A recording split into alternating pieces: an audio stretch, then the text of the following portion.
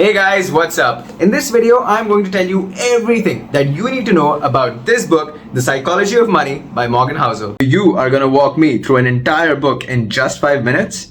Are you crazy? Yes, I am. So let's do this. So the book is divided into 20 chapters, and each chapter is essentially one learning about how people tend to think and should think when it comes to money. The first chapter touches upon the notion of experiential anchoring. Say what? So basically, in Housel's words, your personal experiences with money make up maybe 0.0000001% of what has actually happened in the world, but 80% of how you think the world works. So if you lived your teen years through a period of high inflation, your average optimism about the state of the economy during adulthood is likely to be a lot lower than that for someone who lived their teen years through better times. Ah, that makes sense. So what do I do about it? The key goal of this book is to make you understand subconscious biases such as this and potentially override these biases with rational thinking. Gotcha. The next 3 chapters talk about the notions of greed, natural uncertainty, and patience. Guys, let's be honest here. The world is far too complex to allow 100% of your actions to dictate 100% of your outcomes. Luck and your appetite for risk will play a notable part. However, the key is to not fall into the trap of pinning others' failures to bad decisions while chalking up your own failures to the dark side of risk. Noted, boss. The hardest financial skill is to get the goalpost to stop moving. Of course, just like with anything else, dream big, guys. But if those dreams get in the way of the bigger picture, in other words, the quality of your health, lifestyle, and relationships, you have to be able to take a step back and reassess whether it's all actually worth it. Now that was deep. Patience, the magic of compounding. Good investing isn't necessarily about earning the highest returns. It's more about earning pretty good returns that you can stick with and which can be repeated for the longest period of time. That is when compounding runs wild. Ooh. The next 2 chapters simply talk about the idea of staying in the game long enough for tail events to drive exponential returns.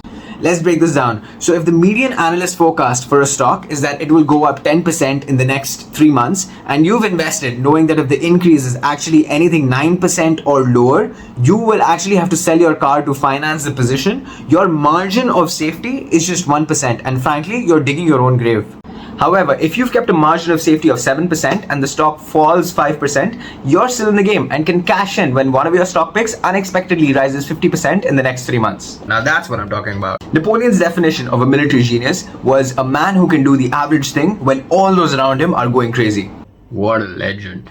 The next 4 chapters delve into the question of what is actually the value that money brings to the table.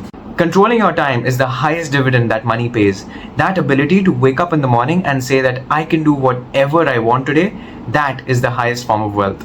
Basically, financial freedom. But people don't stop there.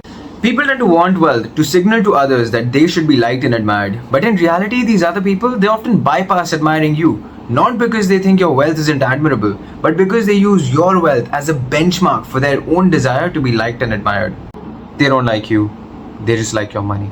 Wealth is the nice cars not purchased, the diamonds not bought, the watches not worn, and the first class upgrade declined. Think of saving as a hedge against life's inevitable ability to surprise the hell out of you in the worst possible moment. Don't blow it, guys. The remaining chapters of the book talk about the behavioral mistakes that people subconsciously tend to make when dealing with money.